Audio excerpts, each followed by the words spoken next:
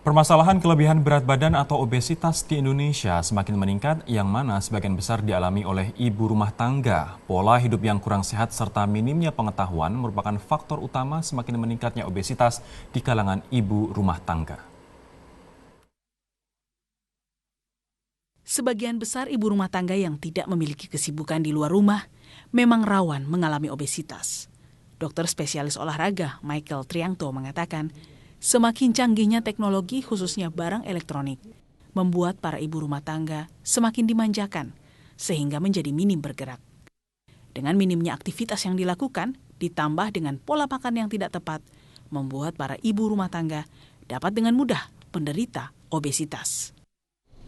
Dia datang dengan keluhan, "Dok, saya sudah jarang makan. Bahkan saya makan hanya 1 kali sehari." Tapi pada kenyataan dia tidak kurus. Jadi dengan demikian kita akan mempertanyakan itu.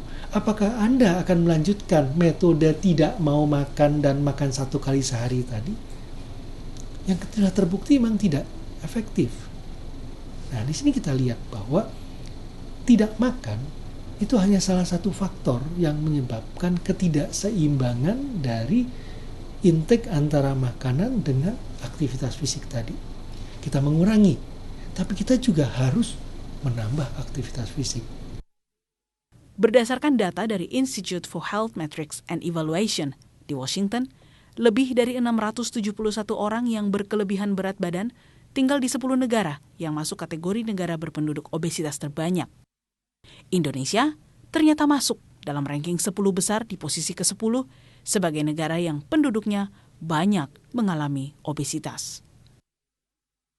Berdasarkan riset kesehatan dasar atau Riskesdas tahun 2013, prevalensi obesitas wanita sebesar 32,9%, sedangkan pria 19,7%.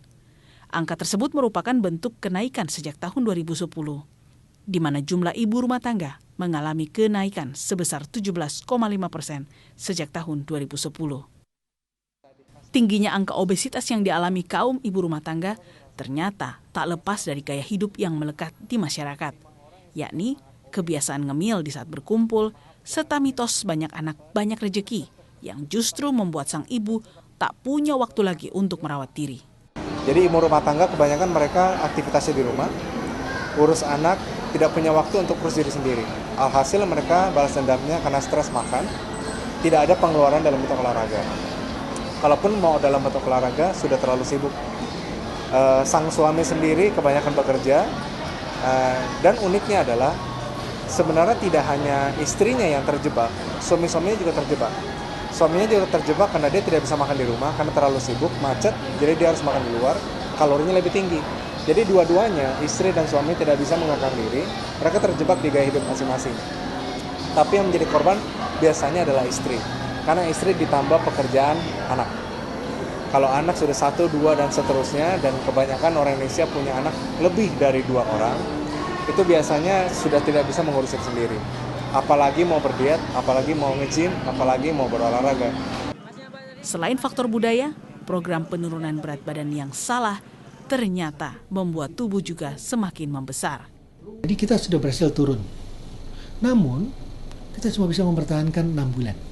Setelah itu malah naik ya karu-karuan gitu ya. Jadi di sini harus ada suatu program yang senantiasa dievaluasi. Bila mana sudah mencapai satu titik tertentu, nah, kita bisa mempertahankan itu terus-menerus untuk jangka waktu panjang. Dengan demikian, berat badan itu dapat kita pertahankan. Karenanya, pola hidup sehat adalah solusi yang tepat untuk menjaga kesehatan dan keseimbangan tubuh. Lakukan aktivitas fisik bersama keluarga seperti kerja bakti membersihkan rumah atau berolahraga bersama. Tentu bisa menjadi solusi sederhana menjaga kesehatan jangka panjang. Dari Jakarta, Yulia Safitri, Clara Alverina, Metro TV.